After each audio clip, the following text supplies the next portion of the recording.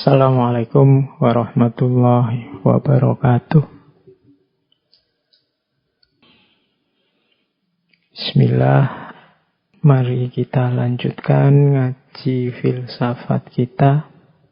Mari tetap kita niatkan ngaji malam hari ini sebagai ikhtiar kita untuk senantiasa meningkatkan kualitas diri lewat jalan ilmu. Malam ini kita akan membahas tentang pengorbanan, bagian dari tema besar falsafah hidup. Kita belajar untuk dapat nilai bagus, itu kan juga butuh pengorbanan waktu, pengorbanan tenaga. Kita bekerja juga ada waktu, ada tenaga, bahkan kadang juga korban modal. Mendidik anak juga banyak pengorbanan yang dikeluarkan. Kita dagang juga banyak pengorbanan dikeluarkan. Banyak sekali hal-hal sehari-hari yang berkaitan dengan pengorbanan. Baik, bismillah, kita mulai kajian tentang falsafah hidup. Pengorbanan. Saya awali dari sebuah quotes yang populer sekali, yaitu nothing great was ever accomplished without making sacrifices. Tidak ada sesuatu yang besar, yang luar biasa akan accomplish, selesai, tuntas, beres tanpa ada pengorbanan-pengorbanan. Oke, berlanjut.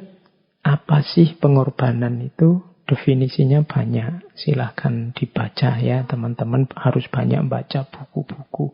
Harus meluaskan wawasannya. Jangan hanya fokus di satu perspektif, tapi kalau bisa perkayalah dari banyak perspektif.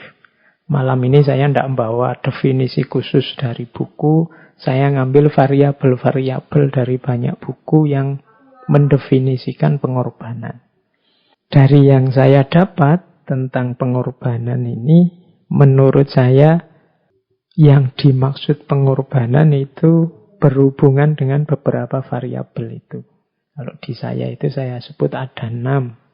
Kapan sesuatu itu bisa disebut pengorbanan? Yang pertama ada kesadaran, yang kedua ada memberi atau mempersembahkan, yang ketiga ada unsur berharga atau bernilai, yang keempat ada yang dimiliki, yang kita miliki, yang keenam alasannya, prinsip tertentu atau nilai tertentu. Yang kelima, yang keenam tujuannya. Biasanya untuk sesuatu yang lebih tinggi.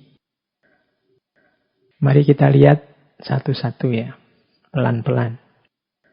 Yang pertama pengorbanan itu kesadaran.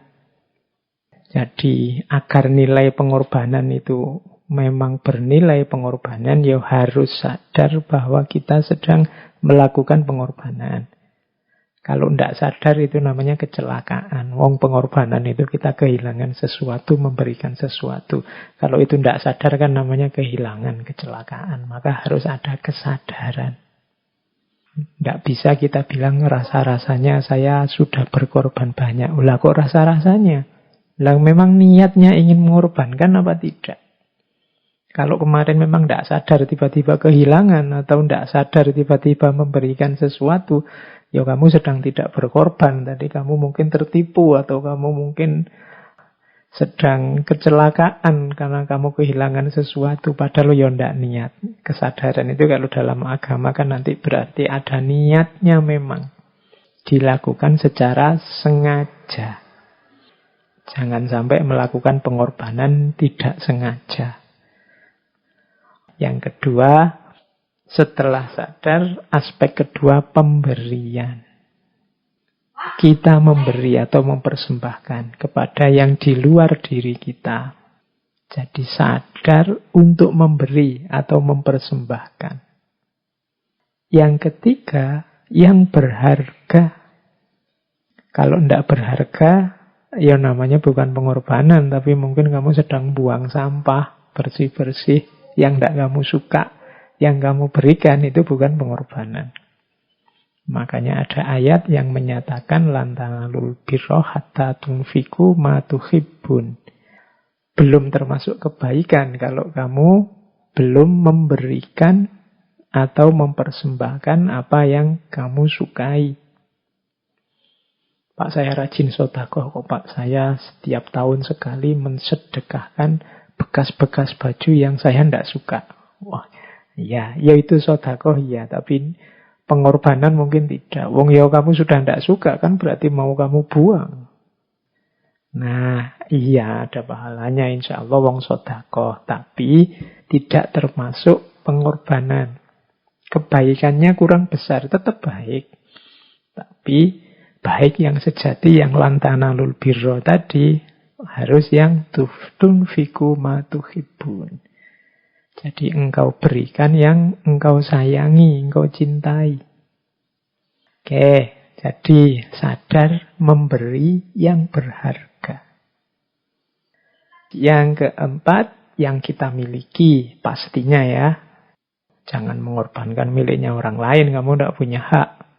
Itu namanya ngambil miliknya orang lain. Yang milikmu sendiri yang berharga, berikanlah. Jadi aktivitas sadar memberi atau mempersembahkan yang berharga, yang dimiliki. Terus biasanya karena prinsip atau nilai tertentu yang kita percayai kebenarannya. Misalnya ada pahlawan berkorban demi nusa bangsa, negara, agama, itu kan ada prinsip yang dia yakini kebenarannya. Atau prinsip perintah agama. Aku percaya bahwa Allah itu maha tahu tentang yang terbaik untukku dan Allah menyuruhku berkorban, maka aku berkorban. Nah, itu berarti ada prinsip di balik itu. Prinsip ini penting biar menguatkan kesadaran tadi. Biar kalau orang tanya, kenapa sih Mas harus berkorban? Kamu bisa jawab, kenapa ada dasarnya. Selain prinsip atau dasar, ada juga biasanya tujuannya. Tujuan yang tentunya lebih tinggi dari yang dikorbankan tadi. Biasanya ada itunya. Meskipun tidak selalu sebenarnya. Tujuan itu gini, kalau kita ingin bakar sampah, saya dulu guru saya pakai ilustrasi begitu. Kita kan butuh korek. Bakar itu kan butuh api. Tapi kita harus punya modal. Kita mengorbankan api juga lewat korek api. Korek api ini sebenarnya sudah api. Tapi kita korbankan untuk mencari api yang lebih besar. Untuk tujuan yang lebih tinggi. Ya kalau agama mencari ridhonya Allah. Mencari sayangnya Allah. Mencari kedekatan dengan Allah. Itu kan tujuan yang lebih tinggi. Jadi korban itu secara definisi ada 6 variabelnya, yaitu kesadaran untuk memberi atau mempersembahkan yang berharga yang kita miliki dengan dasar prinsip atau nilai tertentu untuk tujuan tertentu yang lebih tinggi. Selanjutnya, pengorbanan dalam hidup ini sebenarnya adalah sebentuk sunnatullah. Diawali dari hakikat kehadiran kita di muka bumi. Allah kan berfirman, afa hasibtum annama khalaqnakum abasa, apakah engkau anggap aku menciptakanmu itu iseng? Kehadiran manusia di muka bumi ini kan tidak iseng, tidak kebetulan. Tapi ada tujuannya, ada amanah, ada tanggung jawab yang harus dia jalankan. Berarti kita tidak boleh sesuka hati, karena kita mengemban amanah, kita punya tanggung jawab. Untuk menjalankan amanah dan tanggung jawab ini, kita kan harus berusaha, berjuang, tidak otomatis. Beda dengan semua makhluk yang lain. Makhluk yang lain punya tugas masing-masing di muka bumi yang berjalan otomatis. Hewan, tumbuhan, langit, mendung, dan macam-macam itu jalannya sudah otomatis, sudah eksak. Tapi manusia untuk menjalankan amanah dan tanggung jawabnya harus diupayakan, harus diusahakan. Kalau kita diam saja, ya tidak akan jalan amanah dan tanggung jawab itu. Bahkan jalan tapi tidak hati-hati pun kadang-kadang ya keliru. Tidak jadi mengemban amanah, tidak jadi menjalankan tanggung jawab. Maka harus diperjuangkan, dipelajari. Kita belajar ini kan dalam rangka itu. Kita ngaji, kita cari ilmu itu kan dalam rangka itu.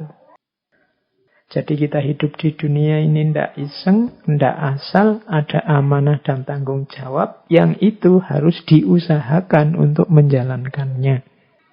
Selanjutnya, untuk suksesnya amanah tadi, untuk suksesnya usaha dan perjuangan tadi, mau tidak mau kita butuh pengorbanan. Kalau nuruti nafsu keinginan kita, mungkin ya kita nyari enaknya saja, melupakan amanah dan tanggung jawab. Tapi begitu kita ingin serius, kita harus berjuang. Begitu kita berjuang, pasti ada yang dikorbankan.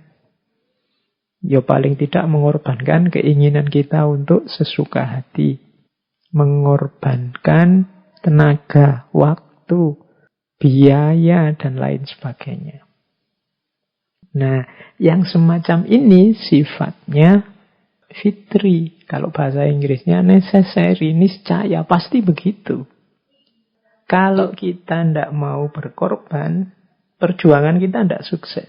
Kalau perjuangan kita tidak sukses, amanah dan tanggung jawab tidak akan terlaksana. Bahwa manusia harus mengusahakan sehingga amanah dan tanggung jawab itu terlaksana, sementara usaha itu menuntut pengorbanan. Itulah yang kita sebut ternyata pengorbanan itu sunatullah. Hari ini kan banyak orang mengeluh, macam-macam yang dikeluhkan, macam-macam yang diproteskan. Itu kadang-kadang dari nada mengeluhnya kelihatan orang ini ingin enak terus. Tidak mau sedikit berkorban demi suksesnya amanah dan tanggung jawab kita dalam mengemban tugas sebagai hamba Allah dan khalifatullah. Yang kedua, korban adalah modus dalam hidup untuk kita sukses. Nah, ini saya bawa 3 peribahasa sekaligus. Kalau dalam bahasa Inggris ada peribahasa there is no free lunch.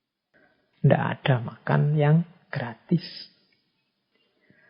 Kenapa kok temanmu itu mau berkorban neraktir kamu, mau berkorban jemput kamu, mau berkorban apalah yang ditujukan padamu, pasti ada pamrihnya. Itu maksudnya pepatah itu begitu. Yang kedua, kalau ini dalam bahasa Indonesia, kalau ada orang ngomong, uang bukan segalanya, tapi segalanya perlu uang.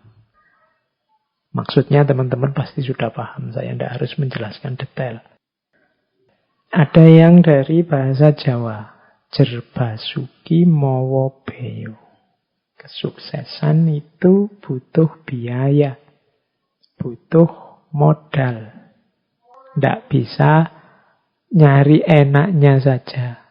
Tidak bisa nyari senengnya saja sesuai keinginan kita. Jadi pengorbanan itu adalah modusnya hidup untuk sukses. Orang yang tidak mau sama sekali berkorban, orang yang hanya nyari enaknya sendiri terus dalam hidup, hati-hati, kemungkinan dia susah nanti suksesnya. Kenapa? Karena kesuksesan itu butuh pengorbanan. Saya bawa satu teori, satu ilustrasi dari buku yang judulnya Think and the Tipping Point. Karangannya Malcolm Gladwell.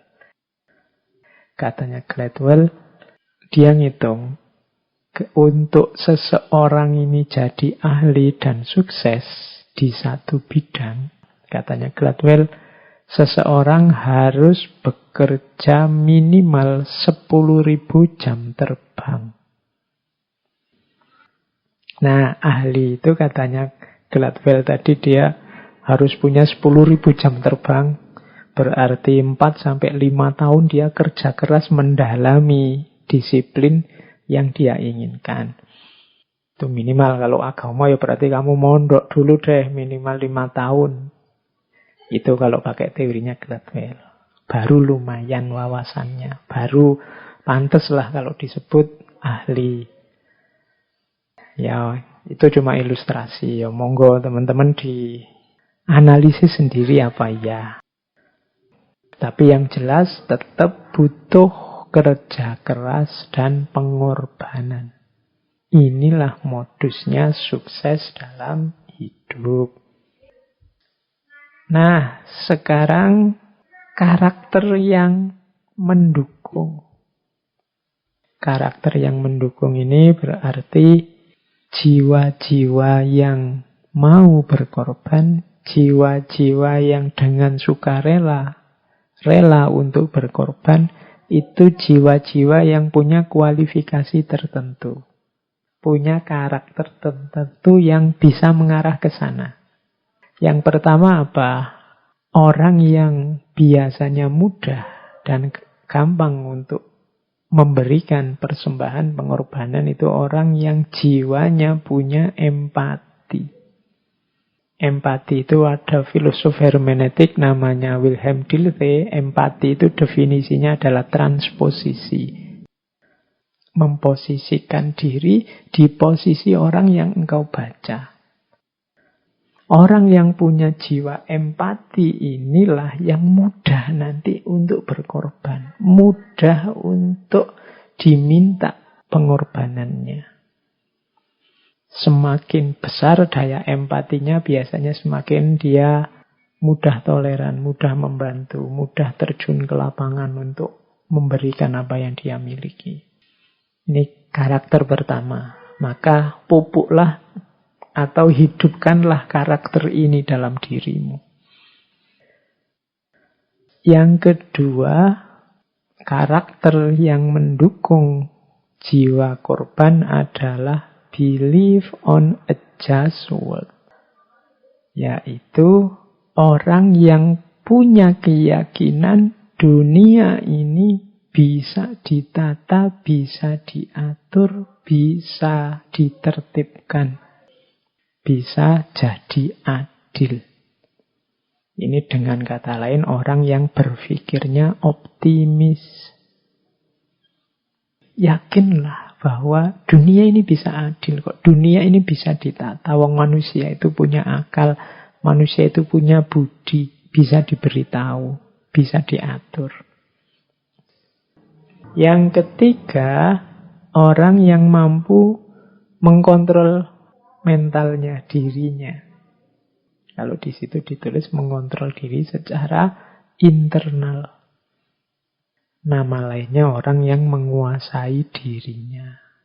Orang yang menguasai dirinya itu orang yang kalau ada wawasan baru yang baik, kalau ada kebenaran yang lebih benar dari yang dia yakini sebelumnya, ini mudah mengadaptasinya. Itu yang ketiga. Dan yang terakhir, ego yang rendah. Ego yang rendah tadi, kayak tadi kan empati lawannya ego. Semakin rendah ego, semakin mudah orang berkorban.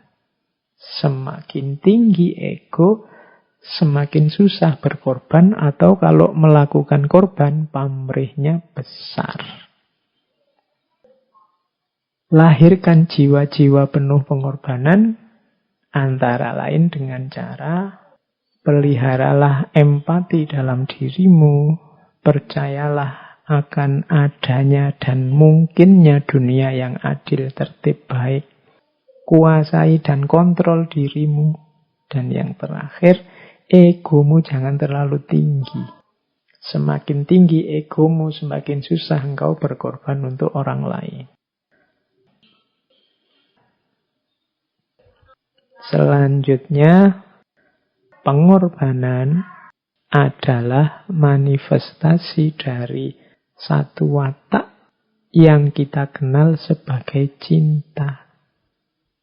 Orang itu kalau mode hidupnya adalah cinta, maka pengorbanan itu bukan sesuatu yang berat.